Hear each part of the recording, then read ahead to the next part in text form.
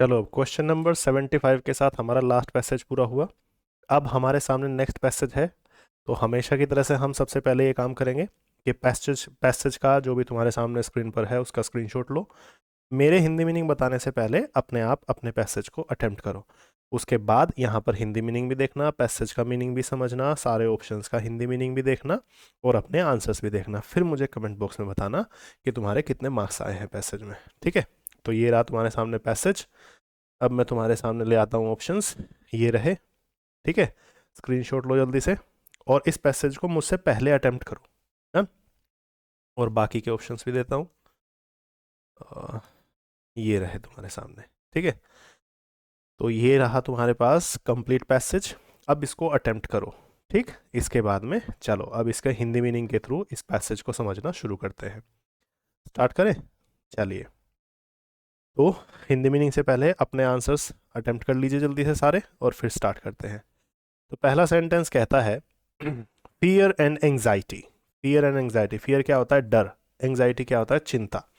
Fear and anxiety are forms of will. Will का मतलब क्या होता है? विल का मतलब होता है आपकी इच्छा या आपकी इच्छा शक्ति। ठीक है, आपकी जो इच्छा शक्ति है उसका कैसा रूप होता है जब आपके मन में डर और चिंता बैठने लगती है। तो इसका मतलब है कि आपकी इच्छा शक्ति, आपके विल, आपका मन, आपके भाव खराब होने लगे हैं। किसी भी अच्छे स्वस्थ और हेल्दी आदमी के सामने कभी भी फियर एंजाइटी नहीं होता। क्यों नहीं होता? क्योंकि उसके भाव अच्छे होते हैं। अच्छे भाव वाले व्यक्ति के मन में कभी भी डर और चिंता नहीं होता है। तो अगर आपके मन में डर और चिंता है इसका मतलब आपकी थिंकिंग खराब हो चुकी है। समझ गए? तो देखो क्या लगता है आपको, क्या आंसर लगाओगे? अब यहाँ पर मीनिंग के अकॉर्डिंग हम चलेंगे। परवर्स, एडवर्स सुना है? एडवर्स एक मीनिंग होता है, उसी का सिनोनिम है परवर्स। मीनिंग होता है विपरीत या भ्रष्ट। विपरीत या भ्रष्ट या विकृत, मतलब बिगड़ा हुआ, खराब, उल्टी मानसिकता वाला। ये इसका मीनिंग होता है। दो तीन मीनिंग लिख सकते हो, विकृत लिख लो, भ्रष्ट लिख लो या उल्टी मानसिकता वाला, खराब मानसिकता वाला, ये इसका मीनिंग होता है। डिफरेंट तुम जानते हो, भिन्न होता है, एक्सेप्टेड स्वीकार किया हुआ, और यूनिक अनोखा होता है। ठीक है, तो यहाँ पर हमारा मीनिंग क्या निकल करके आ रहा है सेंटेंस के अकॉर्डिंग कि फियर और एंग्जाइटी उस आदमी को होते हैं जिसके भाव खराब हो चुके हों, जिसकी थिंकिंग अच्छी ना हो। तो विकृत और खराब थिंकिंग वाले आदमी को ही डर और चिंता सताती है। तो आंसर आपका पहला होगा।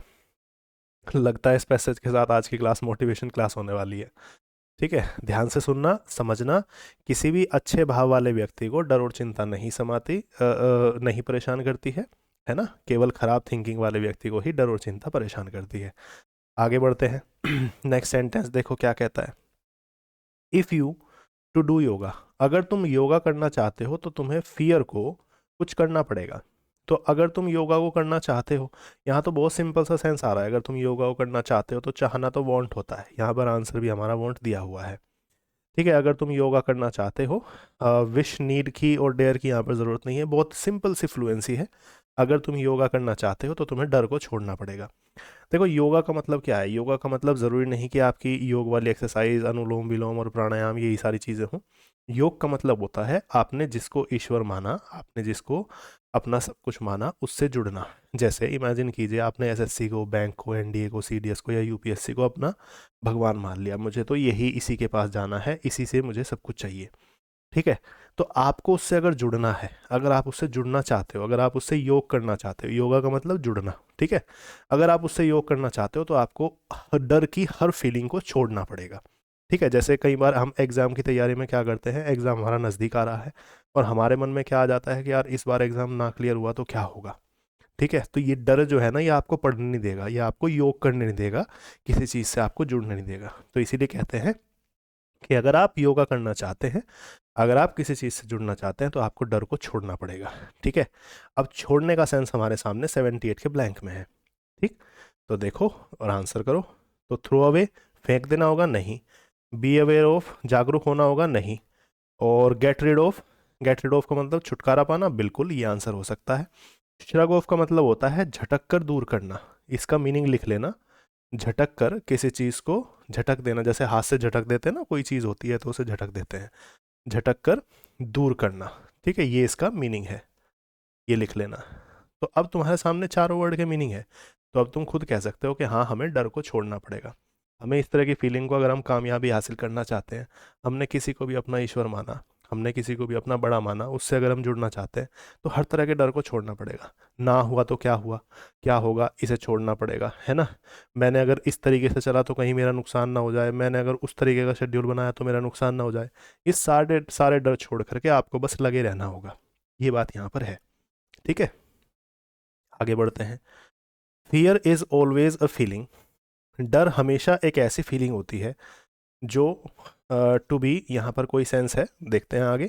बिकॉज वॉट यू फियर, क्योंकि जिस चीज़ से तुम डरते हो, इज जस्ट द थिंग, ये ऐसी चीज़ होती है, that is to come to you, जो तुम तक आने के लिए कुछ रहती है। अब देखो 79 ब्लैंक को पहले देखते हैं, ठीक है। डर एक ऐसी फीलिंग है जिसे तुम्हें हमेशा, जिससे बहस करनी होगी। आर्ग्यू का मतलब बहस करना, नहीं, ये नहीं होना चाहिए। डर एक ऐसी चीज़ है जिसे तुम्हें डिनाई कर देना होगा, मतलब उसके अस्तित्व से ही मना कर देना होगा। डिनाई का मतलब क्या होता है, किसी चीज़ को सच मानने से इनकार कर देना। ऐसा नहीं है, डर होता है, ऐसा नहीं है कि डर होता ही नहीं है। तुम इसे बिल्कुल ऐसे नहीं कर सकते। आपको आगे क्या कहा गया है, रिफ्यूज़। रिफ्यूज़ का मतलब अस्वीकार करना, और रिजेक्ट का मतलब छोड़ देना, ठीक है। रिजेक्ट का मतलब किसी चीज़ को त्याग देना। तो रिफ्यूज़ का मतलब अस्वीकार, यहाँ पर सेंस नहीं आएगा, यहाँ पर क्या सेंस आएगा, रिजेक्ट कर देना। तो डर एक ऐसी चीज़ है जिसको तुम्हें त्याग देना होगा, ठीक है। त्यागना, छोड़ देना, यहाँ पर मीनिंग है। Fear is always a feeling. Fear हमेशा एक ऐसी फीलिंग होती है टू बी रिजेक्टेड, जिसको हमेशा तुम्हें त्यागना होगा। बिकॉज वॉट यू फियर, क्योंकि तुम जिस चीज़ से भी डरते हो, इज जस्ट द थिंग, ये एक ऐसी चीज़ होती है, that is to come to you, जो तुम्हारे पास आने के लिए कुछ रहती है। अब 80 का देखो ब्लैंक में क्या है हमारे पास, यहाँ पर दिया गया है, जो संभवतः तुम्हारे पास आने को तैयार रहता है हमेशा। मतलब कोई भी तुम टारगेट लो नया, और उसमें किसी तरह का डर आने के लिए तुम्हारे मन में तैयार रहता है, तो तुम्हें इसे हमेशा तुम्हें हमेशा इसे रिजेक्ट करना होगा, छोड़ देना होगा, त्याग देना होगा। तो संभावना रहती है, लाइकली का आंसर पूरा पूरा हो सकता है यहाँ पे। संभवतः इसका मीनिंग होता है, ठीक है। संभवतः रेडी रहता है, बस ये कि हो ही सकता है, हाँ, ठीक है। डरा सकता है किसी भी चीज़ को लेकर के। अगर आपको ज़रा सा गाइडेंस गलत मिला तो आपके अंदर डर एकदम से बैठ जाता है कि मैं अपने टारगेट को पा भी सकता हूँ या नहीं, है ना। इजीली नहीं, ऐसा नहीं आएगा, संभावना का सेंस है। और देखते हैं ब्लैंक आगे क्या क्या है 80 में। पॉसिबली और प्रोबेबली, ठीक है, ये तो फ्यूचर की घटना है, फ्यूचर की संभावनाएं होती हैं, इनको तो नहीं लगाएंगे हम, क्योंकि पॉसिबली और प्रोबेबली एक ही जैसे मीनिंग होते हैं लगभग। अंतर हम इतना कर सकते हैं पॉसिबली और प्रोबेबली में, कि पॉसिबल तो नॉर्मल संभावना होती है, और प्रोबेबली कई चीज़ों में से एक चीज़ के होने की संभावना होती है। तो यहाँ पर कई चीज़ों में से एक चीज़ होने वाला वर्ड तो है नहीं, तो इसलिए पॉसिबली और प्रोबेबली दोनों एक जैसे वर्ड हैं, इसलिए हम इनको तो लगाएंगे नहीं। बाकी हाँ, लाइकली जो बस होने ही वाला है, बस एक मोमेंट गई नहीं कि डर बैठ जाएगा मन में, तो वो वाला सेंस जो होता है वो लाइकली देता है, ठीक है। संभवतः इसका मीनिंग होता है। तो डर एक ऐसी फीलिंग है, fear is always a feeling to be rejected. Fear एक ऐसी फीलिंग है जिसको हमेशा तुम्हें रिजेक्ट करना होगा, छोड़ देना होगा, त्याग देना होगा, क्योंकि डर एक ऐसी फीलिंग है जो हमेशा तुम तक आने के लिए बस तैयार रहती है, ठीक है। तो ये चीज़ यहाँ पर आंसर में आ गई 80 में। आगे देखते हैं। Fear, the object of fear. डर जो है, डर से रिलेटेड चीज़ों को ही, ऑब्जेक्ट का मतलब चीज़ें, डर जो है डर से रिलेटेड चीज़ों को ही अपनी तरफ आकर्षित करता है। अब यहाँ पर आकर्षित करने वाली फीलिंग आ रही है। अगर डरोगे तो डरने वाली चीज़ें, डरने वाले, डराने वाले लोग ही तुम्हारी तरफ हर समय रहेंगे। तो देखो यहाँ पर क्या आ सकता है 81 में। देखो ब्लैंक देखते हैं।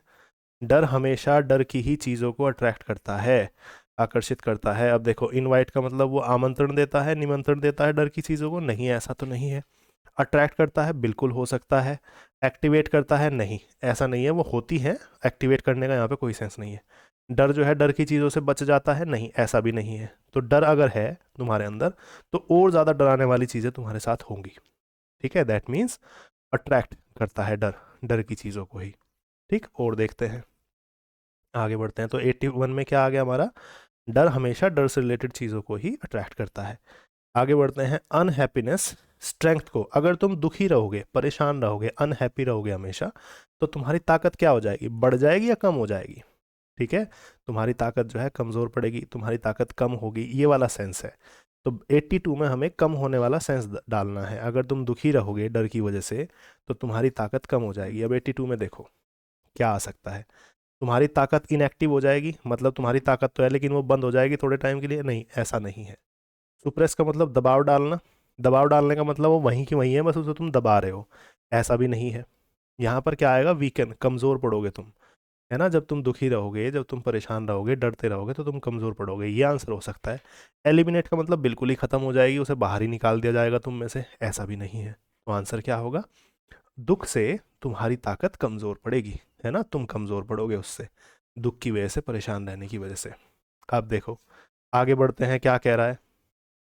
आगे बोला गया है कि डर की वजह से, अनहैप्पीनेस जो है तुम्हारी ताकत को कम करती है, वीकन करती है, कमज़ोर करती है। This truth is the for your transformation. Transformation मतलब बदलाव। ये सच अगर तुम एक्सेप्ट कर लो, ये सच अगर तुम एक्सेप्ट कर लो कि मुझे दुखी नहीं रहना है, नहीं तो मेरी ताकत कम होगी, मुझे हमेशा खुश रहना है, तो अगर तुम ये सच एक्सेप्ट कर लोगे तो ये तुम्हारे बदलाव की क्या चीज़ होगी, ये तुम्हारे बदलाव की शुरुआत होगी, है ना। ऐसा हो सकता है। और देखते हैं, शुरुआत से रिलेटेड कोई वर्ड होना चाहिए 83 में। तो this truth is the for your transformation, ये दिस ट्रूथ इज द रीमेडी, ये सच जो है तुम्हारी ट्रांसफॉर्मेशन के लिए, तुम्हारे बदलाव के लिए रामबाण है। रेमेडी रामबाण होता है, ये नहीं होगा। ये कारण है तुम्हारे इसका, नहीं, ये भी नहीं होगा। ये आंसर है तुम्हारी इस चीज़ का, और यही चाबी है तुम्हारी इस चीज़ की। तो तुमने सुना होगा जैसे रेगुलरिटी इज़ द की, है ना, पेशेंस इज़ द की, इस तरह से। ऐसे क्या है, ये सच जो है यही चाबी है तुम्हारे ट्रांसफॉर्मेशन की। तो यहाँ पर चाबी वाला सेंस सबसे अच्छा आ रहा है, ठीक। तो ये ट्रुथ ही तुम्हारे ट्रांसफॉर्मेशन की चाबी है। This truth is the this truth is the key for your transformation, यही सच तुम्हारे ट्रांसफॉर्मेशन की चाबी है।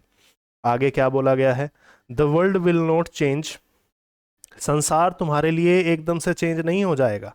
क्या बोला गया है, संसार तुम्हारे लिए एकदम से चेंज नहीं होगा। ऐसा नहीं है कि तुमने ये चीज़ चाही और तुम्हें एकदम से मिल गई, ऐसा नहीं होगा। ये धीरे धीरे होता है, ठीक है, फ्यूचर में ये धीरे धीरे होता है। तो एकदम से का सेंस आ रहा है, संसार तुम्हारे लिए एकदम से चेंज नहीं होगा।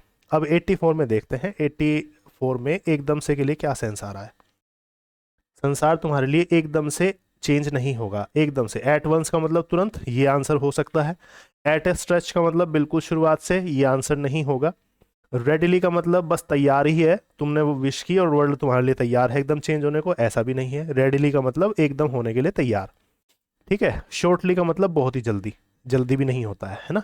तो ये नहीं होगा, तो आंसर है हमारा तुरंत वाला। तो संसार तुम्हारे लिए एकदम से चेंज नहीं होगा, ठीक है। ये कैसे चेंज होगा, ध्यान से सुनो। संसार तुम्हारे लिए एकदम से चेंज नहीं होगा, ये कैसे चेंज होगा, but it will go forward, लेकिन ये आगे बढ़ेगा। एज रैपिडली एज, जितना, उतनी ही तेजी से जितना कि इट कैन, जितना कि ये हो सकता है। अब हो सकता है मतलब इसका मतलब संभावना आ गई। तो ये उतनी तेजी से चेंज होगा तुम्हारे लिए जितना कि ये कर सकता है, ना तो एकदम से होने वाला है नहीं, और ना ही बहुत ज़्यादा ही टाइम लेने वाला है। लेकिन किस तरीके से होगा, कि इतना तेजी से होगा जितना कि ये हो सकता है। अब हो सकता है के लिए संभावना वाला सेंस आ रहा है। तो 85 में देखो क्या है। 85 में लार्जली का सेंस नहीं आएगा। पॉसिबली का मतलब संभावना होता है, प्रोबेबिलिटी का मतलब संभावना होता है, इवेंचुअली का मतलब होता है आखिरकार। मीनिंग लिख लेना, अंत में या आखिरकार इसका मीनिंग होता है, तो ये भी नहीं होगा। तो जितना तेजी से हो सकता है, दैट मीन्स संभावना का सेंस है। अब पॉसिबली और प्रोबेबली दोनों का सिमिलर सा मीनिंग होता है, लेकिन अंतर हमें कैसे पता लगेगा। प्रोबेबिलिटी होती है कई चीज़ों में से एक चीज़ का होना, ठीक है, लेकिन यहाँ पर संसार के चेंज होने की बात हो रही है, ये एक ही चीज़ है। तो सिंपली एक ही चीज़ की संभावना हो तो वहाँ पर पॉसिबिलिटी लगाते हैं, ठीक है, वहाँ पर प्रोबेबिलिटी नहीं लगाते। प्रोबेबिलिटी जब बहुत सारी चीज़ों में से, जैसे तुमने प्रोबेबिलिटी का चैप्टर पढ़ा होगा, तो वहाँ पर हमने क्या पढ़ा है कि इतने कलर की बॉल्स और इतने कलर की बॉल्स तुम्हारे थैले में पड़ी हुई है और तुम्हें निकालनी है, तो वो कौन से की संभावना ज़्यादा है, तो वहाँ पर प्रोबेबिलिटी होता है। ये प्रोबेबिलिटी के चैप्टर से आया। तो कई चीज़ों में से एक के होने की संभावना प्रोबेबिलिटी, और नॉर्मल सिंगल चीज़ ही दी है उसके होने की संभावना तो पॉसिबिलिटी, है ना। ये छोटा सा डिफरेंस है इसमें, तो इसलिए हमने यहाँ पर पॉसिबिलिटी लगाया। तो ओवरऑल तुम्हें चैप्टर, ये जो पैसेज है, ये तुम्हें कुछ सिखाना चाहता है। क्या बताना चाहता है, कि अगर तुम किसी कॉम्पिटिटिव एग्जाम्स की या फिर किसी चीज़ को पाने की कोशिश कर रहे हो, तो इस बीच अगर तुम सोचते हो कि यार ये करने से ये ना हो जाए, वो करने से ये ना हो जाए, तो अगर तुम उल्टी सीधी चीज़ें सोचोगे तो तुम्हें डर घेरेगा, चिंता घेरेगी। नतीजा, तुम इससे योग नहीं कर पाओगे, तुम इससे जुड़ नहीं पाओगे, और अगर तुम अपने टारगेट से जुड़ोगे नहीं तो तुम्हें वो हासिल नहीं होगा। तो ये बस पैसेज ये बताना चाहता है कि डरो मत, खुश रहो, जो तुम्हारे पास संसाधन अवेलेबल है उसी में से बेस्ट निकालने की कोशिश करो, ठीक है। अब नेक्स्ट स्टेप क्या है, जब आपको पैसेज बहुत अच्छे से समझ में आ जाए, जब आपके सामने सारी की सारी चीज़ें, सारे आंसर सेट हो जाए, तो आपको क्या करना है, उस पैसेज को इंग्लिश में जितना हो सके फ्लुएंसी के साथ पढ़ना है। जैसे मैं पढ़ करके दिखाता हूँ तुम्हें, ठीक है। एक बार पढ़ लेना, मेरे साथ पढ़ लेना या मेरे बाद में पढ़ लेना एक बार, ठीक है। मैं पढ़ रहा हूँ इसे। Fear and anxiety are perverse forms of will. If you want to do yoga, you must reject fear. Reject ही है ना यहाँ पर, हमने get rid of, यहाँ पर get rid of आएगा. You must get rid of fear. Fear is always a feeling to be rejected because what you fear is just the thing that is likely to come to you. Fear attracts the object of fear. Unhappiness weakens the strength. This truth is the key for your transformation. The world will not change at once, but it will go forward as rapidly as it possibly can. तो इस तरीके से आपको जितना हो सके speed में पढ़ लेना है। इससे क्या होता है, आपके सबकॉन्शियस माइंड में बात चली जाती है। और कोशिश करना, अगर हो सके तो एक बार लिख भी लेना, अगर समय कम है तो मत लिखना, आगे नेक्स्ट पैसेज हम कल करेंगे ही, ठीक है। तो आज के लिए पैसेज में इतना ही, कल को हम नेक्स्ट पैसेज देखते हैं। चलिए, टिल देन स्टे ट्यून्ड।